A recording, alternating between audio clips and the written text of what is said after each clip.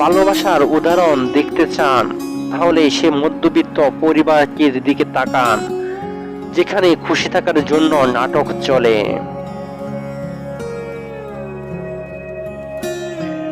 মায়ার এই শহরে স্বপ্ন দেখা বারণ, মধ্যবিত্ত আমি এটাই মূল কারণ।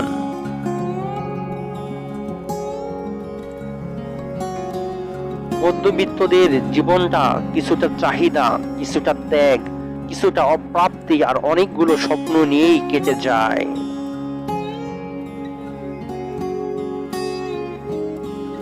পকেটে 10 টাকা আর চোখে হাজারো স্বপ্ন নিয়ে পথ চলা ছেলেটির নামই মধ্যবিত্ত।